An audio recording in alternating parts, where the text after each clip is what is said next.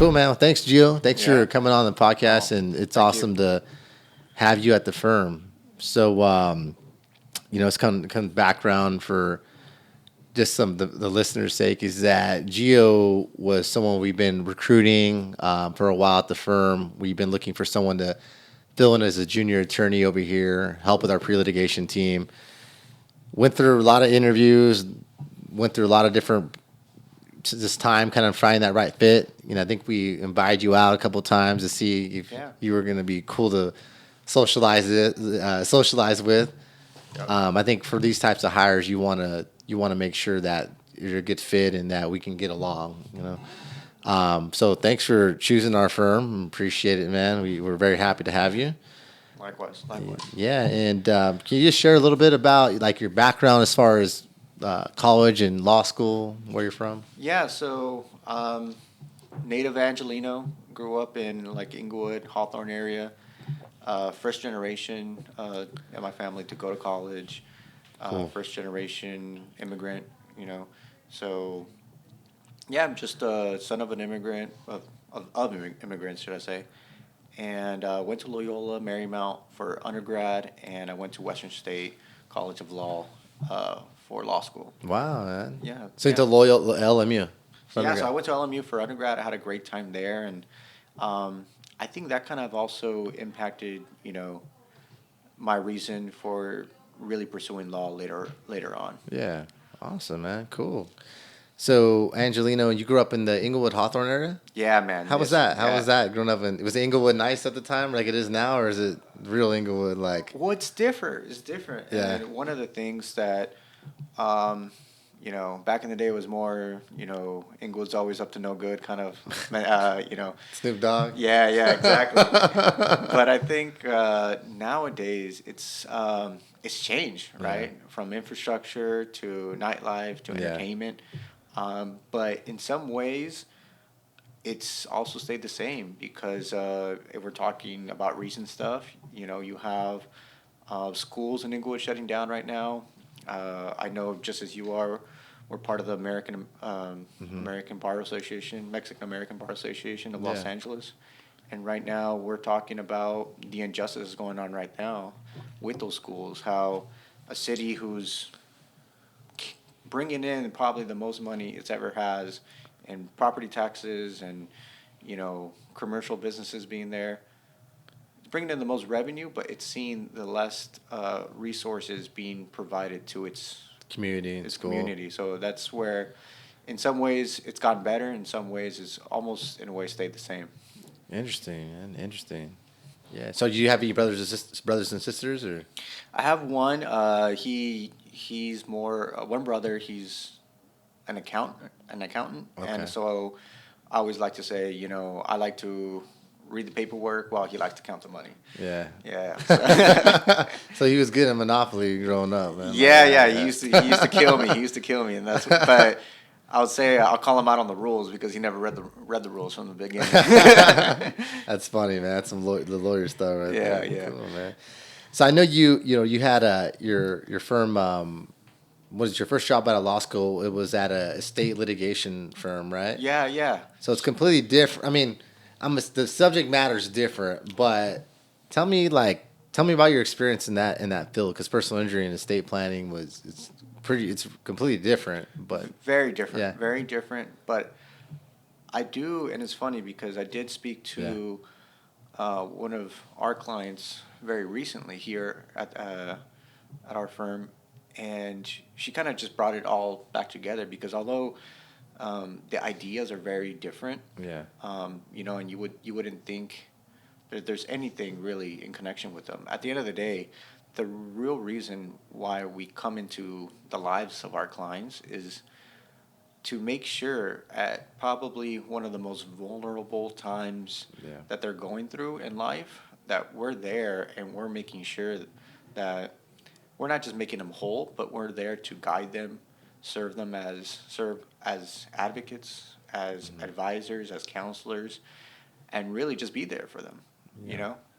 So I think whether it's in probate court where you've lost a loved one and now you got to figure out inheritance and distributions and stuff like that, here we got, some people with a metal rod stuck in their leg Yeah. for a lifetime, and figuring out, you know, for how long am I going to need these injections or these Yeah. physical therapy sessions? So it's hard times that I think we kind of guide them through, Yeah. and I'm happy to do that. Awesome. So you see like the similarity, and it comes down to it. You were dealing with people in vulnerable times. Yeah, it's very true. So with the estate planning, because it's kind of a new. I don't really know too much about it, but what are some common like situations you see? Like, and when I'm assuming estate litigation, I see if someone passes away, brothers and sisters are fighting over inheritance. I remember along I remember being in a situation. I knew someone that their their when their grandparents died, the house was allegedly deeded over to one of their parents, but then the deed wasn't like clear on that. So then Clear, the yeah. brothers and sisters were fighting over the money. Like, what have you kind of seen, like in like a few situations, are like that are common in the state litigation? I think one, money changes people. Yeah. You see that, and it's hard to kind of prepare for it because you never know how people are going to act until the moment happens. And Yeah. unfortunately, the parents have passed, and they've left their kids. Yeah. They pitted their kids, unfortunately, up against one another. Yeah. And unfortunately, I feel like this is one of the kind of the reasons I first delve into it is. It's really an untapped market for Yeah. a lot of the Latino population because our people have businesses, have homes, have a lot of assets to protect, but no one has stepped in there to help them protect those assets and Very pass true. them, keep Yeah. them in the family. Yeah, it's just different. They don't in that if they're first generation or coming from Mexico or a different country, they don't even have a lot of those laws like to Exactly. protect us here. Yeah. So they don't know and they don't understand that. My understanding is that if you don't even have a will, like, and a government appointed attorney has to administer your estate, they take a portion of everything, right? Is that how it Yeah, is? yeah. So a person's nominated, Yeah. so it serves as a representative to distribute the assets. But just in going to probate court, you're paying about 2 to 6% off the entire estate. Yeah. So what could have cost a couple $1,000 to an Yeah. attorney, an attorney's fees, now you're out here, giving that a $24,000 bill to you to the kids inheriting it. Yeah. And unfortunately, in today's climate, that's a big burden Yeah. on the kids. So what happens more often than not is the kids end up selling it in order to pay for that cost. Yeah. So what took a whole lifetime for a parent to obtain and then hope that one day their kids get to enjoy is lost, Yeah. in a matter of one court process. That's crazy. Man, so it's a lot of the state litigation. Is it that like brothers and sisters suing each other and stuff? Is that what it comes down to for the most part, or when you see those as state litigation? Yeah, I think a lot of it is two things I would say was prevalent is the first boy mentality. So I think if you've ever seen The Godfather, right? Yeah. I feel like what I like to say is that there's a lot of Fredos in this world, more Yeah. Fredos than I thought Oh yeah, existed. That's funny. Yeah, yes. Guys that just kind of just want to party and they're just not that. Fredo was the character where he was, like he wasn't too sharp, but he had all the benefits of being from a rich family, and then it's kind of screwed off his money. Is that kind of? Yeah, and then I mean, And he's a betrayer. well, Yeah. if you talk to, I don't want Yeah. to spoil too much, right? But Yeah. if you talk to Don Corleone, Yeah. I don't think he would be the trustee of the family trust No. if Hell I'm no. making sense. So, and eventually, I think the first son really carries that burden Yeah. a lot. So if they ever choose, the younger daughter or the younger boy, Yeah. then Yeah. they're just normal people who have normal reactions. And Yeah. yeah, I've seen I've seen sons, daughters, make their parents sign a completely new trust and claimed that mom had an epiphany on her deathbed, saying that she wants everything to go to him all of a sudden. Crazy. So yeah, those are the typical cases that I'd be working on. Yeah, that's crazy, man. That's awesome. I mean, not awesome, but it's just interesting, you know. So are they racking up like a lot of this fees on both sides, just like fighting over this, you know? Yeah, and that's Yeah. that's the unfortunate part of this, because I would be on the phone with my own client saying, "Look, I don't want to fight over Yeah. this as much as Yeah. you know it's Yeah. defense work in a lot of cases. So it's just I'm just billing Yeah. by the hour, and I just know that there's a parent in their grave knowing that this is the last thing I would have wanted my children to fight Fight. over, and not only that, but squander my life's work Yeah. in paying this attorney to fix their problems that shouldn't have existed, you know? Yeah. Yeah, yeah. So, really, how these kids were raised, Yeah. and the values and the principles that they were raised with kind of comes to light. Yeah. That's crazy. That's really interesting, man. I've never dealt with estate litigation stuff. So let me ask you this: how do you avoid that then? So I just think like careful estate planning. Like, even if you do careful estate planning, can you avoid if there's say there's it's pretty clear in the will of the living trust or whatever Yeah. that this is what I want. I want my son to have the house. I want my daughter to have this. And if it's really clear and unambiguous, can can one of the family members, can they still just cause a ruckus over this document? Like, how do you avoid these situations like that? I would recommend going to someone that actually specializes in it, first of all. Yeah. Because at the end of the day, the document, Yeah. and I think, Yeah. the lawyer, the number one thing that controls Yeah. is the instrument itself, Yeah. right? So you have a document that's shaky, outdated. I'm pretty sure you've been aware that, you get these attorneys, criminal, whatever, doing them on the side. So yeah, man, I'll do that thing. You like $5,000. I'll do your estate. I don't even know what they're doing. Not notarized and shit. Exactly. Not notarizing, or giving it a paralegal for Yeah. them to do, and then they just sign off on it. So There's a lot of that, and especially the Hispanic community, right? well, yeah, because they're just looking for shortcuts, and Yeah. maybe, I mean, I don't know their financial situation, Yeah. but they tried to look for that, and unfortunately, I mean, I'm the type of guy that's very, I'm very careful with my money. Yeah. But one thing is, I might go to Walmart instead of Whole Foods for my steaks, Yeah. but I won't ever get cheap on things like that, on my life's inheritance, or That's my life's smart. work. That's Yeah. a good example, man. Like, Yeah. just don't go cheap when it matters, you know. Exactly. Yeah. There's some things to be cheap about. Walmart, Yeah. Whole Foods, man. I never had Walmart steaks. I'm sure they're good. Yeah. Man. I can't tell the difference in Walmart and Whole Foods. As long as steak. you're buying organic, I guess. Yeah. It's all the same.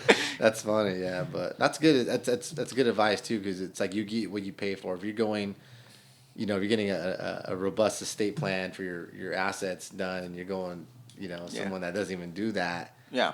you're just opening yourself up, because then that other family member, whoever it is, they can challenge all that stuff, huh? Correct. Yeah, Yeah. because I think not that many people do estate. A lot of people do estate plans, but they don't do the litigation side of it. Yeah. So because primarily what I did was the litigation end of it. Yeah.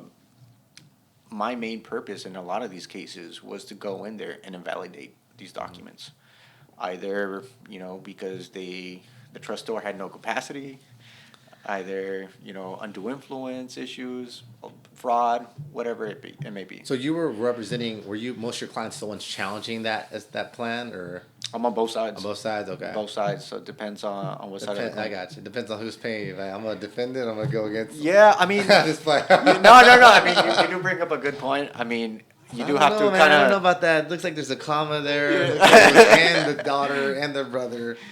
I don't know about that. Yeah, That is side note. It's pretty clear. It's just the brother. Yeah. Typically, you know who the bad brother and the Yeah. bad sister is right away. And if I were ever on the bad side of it, I'm like, okay, let's get this settled. Yeah. That's and- smart. Yeah. Yeah, and just play, ground control Yeah. on it. Just tell them, man. Listen, man. No one's gonna like you in trial or court, so you might as well This is what I would do if I were you. Yeah, because at Yeah. the end of the day, I'm quickly beginning to find out that just in PI, you know, I know we were talking about before this. You don't Yeah. like to wear different caps, but Yeah. I like to think about this job as us wearing two different caps. Yeah. One is we're an advocate, which I think most people Yeah. kind of recognize lawyers to be, which is you know we represent you. What you tell me is one thing, but what I say to the world and how I Yeah. represent you to the world is another. And the other is what we're counselors. We're Yeah. guiding them and we're holding their hand and guiding them through this process, how, and using our expertise Yeah. and our experience to help Yeah. them Yeah. get those results. Yep. Very true.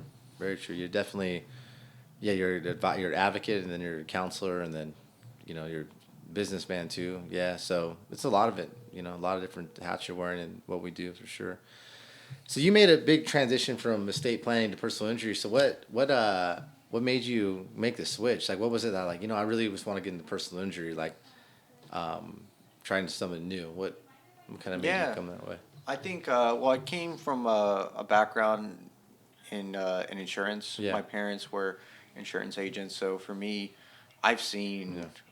the impact that this field does Yeah. for a lot of individuals, especially ones that have gone through very traumatic stuff. Yeah. I've seen personally how much um, the money really Yeah. goes for them, especially the ones that are going to be in life pain and life Yeah. changes forever, Yeah. and they're going to need that money to really go a long ways for them. Yeah. So I think just making that impact in people's lives is kind of what drew me. Awesome, man. Cool.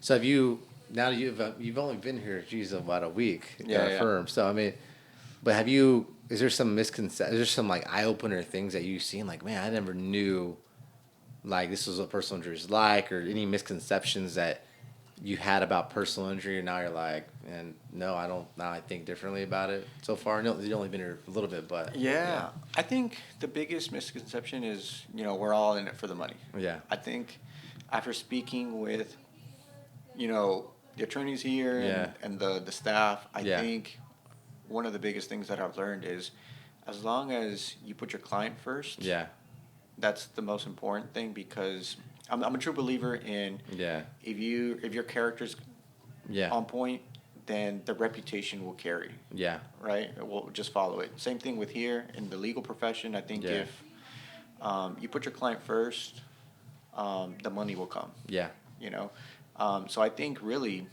if you just focus on your client, representing them well, yeah, making sure that their care is being provided, and then Yeah. two, that you're just fighting for what it should be their rightful claims, right? Yeah. Um, I think, that's something I didn't expect. Yeah. I thought I almost ate the Kool-Aid in believing that everyone's in it for the money, Yeah. but everyone truly does care, Yeah. which is yeah. which shows in the above and beyond work that goes behind the scenes. Oh yeah, definitely. That's the thing. Yeah, it's definitely we have some like really really serious injury cases here, and those are like my favorite ones. It's not because the money's it can be great, but the satisfaction you get from changing someone's life and like turning their life around, and they had no help. That's, man, you can't even put a price on that. The money in the bank is cool, but that really makes you happy. The other stuff, the kind of the soft tissue run of the mill cases too. Those ones I'm like, like I might be totally Yeah. transparent too. We take care of all our clients here, but I get more motivated on the ones that are seriously injured. It's obvious because that's where I wanted to become a lawyer. It's not true. And it gets deeper, and the more you're in the field and you start seeing the impact. It's cool seeing, oh, hey, it's bought my first house, and my ex-wife is back now. Well, let's get a nice settlement. So it is cool the impact you have on people's lives. It does, and I like strategy. A lot of personal injury Yeah. is getting people to the right doctors, taking the right depositions, hiring the right experts, and it's really strategic. And making different moves can really increase the value of the case. So, yeah, definitely, man. So tell me about. So you only been here about a week, but is there any we talked about earlier about impactful cases that are in clients that you're kind of like, oh, I can tell we're adding value to their case already. Yeah. Like really changing. I can see that changing the course of this situation. Well, I think it goes again to like guiding them through this process, right? I think that's been kind of the theme that I've kind of seen since I've been here, where just this morning spoke to a client, where he was first apprehensive about continuing his medicals because he's in the thought process of, well, this is eating up into my payout, right? So I'm gonna just stop doing this, even though he even told me that they do help. Yeah. Right. These injections are helping me. They are alleviating the pain.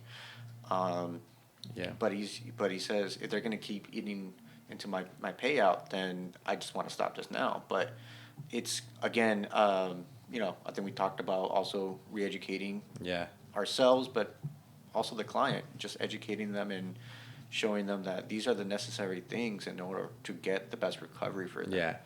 Just advising them. It sounds counterintuitive, but the more medical expenses and more treatment you get, actually higher the case will settle for. Exactly. It sounds kind of in certain situations, but I can see the confusion, right? Yeah. But again, it's just being there, making the time to have that phone call, pick up the phone, and calling them, and then we finished that phone call, and he was like, "All right, sign me up." Cool. Yeah, exactly. Oh yeah, man. That's good. That's a good example of increasing the value of the case and having him. Those little things you do like that can make this case into a $20,000 case to a $100,000 case. Calls like that. Yeah, correct. Yeah. Definitely. So, so I know that you're married, and you young dude, 32 years old. Do you have some sort of like way to kind of I don't really believe in work-life balance. That's just not me. I'm always working, but like work-life integration, where you're just kind of like you have your time at home to like decompress and like not think about work. What do you like doing besides what do you really enjoy? What kind of gives you kind of more energy at home? Yeah, I think honestly, you got to make that time. You got to carve out that time somehow, because if you're not good, then again, you're doing a disservice to your client. Very true. By not being in a mental space. So right now, my typical schedule, 2 days a week, play soccer throughout the week, recreationally. Yeah, that's cool, man. Yeah, and then Sunday mornings, I run with my dad, 6 miles. Wow. From Manhattan Beach all the way to Hermosa. And then, so make that time for the parents. Yeah. And then the rest of the time is just my wife and my dog, just cool. Yeah, even kill dude. That's awesome. It's so true what you said is if you're not right, then you're not going to be right for your team, right? And if your client's right for your partner. Yeah. It's so true. I think I've learned that just in the last few years, maybe a couple of years really. I used to always say like, oh man, I don't have time for this. I don't have time to like do that because I got to work or I got to do that. And what I've realized, it's really counterproductive. If you take care of yourself, make sure you're happy, make sure you're healthy, make sure you're having time to do fun things that you like, that's going to keep you juiced up and have more energy when you get to the office, because you'll feel like you have that, like, hey, I did things for myself. But even just like, I used to always, as a business owner, I came from a similar background. I was real Catholic, very conservative, and everything was about serving other people and everything. I'm glad I grew up like that. However, I think that as I got older, I realized that it's good to be selfish, and really it's a healthy selfish to take care of yourself, because there was a time that I was hiring, someone else needs more help. I'm like taking care of them. But then I was like, man, I'm over here drowning. Yeah. So then when I flipped it, one of my mentors said, you got to free yourself up first. And it sounds counterintuitive. Sounds selfish. But man, once you do that, you free yourself up first and hire your whatever support you personally need, then you're just going to be a better leader, better lawyer. Then you're going to be able to take care of other people. Correct. So putting yourself first is, there's all this talk of, you always hear these entrepreneur or whatever, these people on Instagram, it's about everyone else and this, and it's like, well, it's not black and white, man. You got to take care of yourself first. So you're right. It's not black and white. I think there is a middle ground on both sides of the spectrum, right? You can't be too selfish, but you need to find that sweet spot where you're taking care of yourself, and those you love, but then also your clients. Definitely, Yeah. definitely. So let me ask you this, man. So I know you were taking your time with your decisions you're making. Um, I know you were looking. You had some interviews with some other firms. You made you got some offers made to you, and you ended up choosing us, which I'm very grateful, and it's really honoring, man. So again, I got some good talent that's chosen to work with us. What was like the what was the decision? Like, what did it lean on as far as choosing our firm as opposed to choosing another firm might have give you offered you more money? What do you think that kind of brought you with us? I think two things. One, after our discussions, Yeah. I can tell that you you're in a lot of ways similar to me, and by and the way I say that is your thoughts and your processes are in twofolds where Yeah.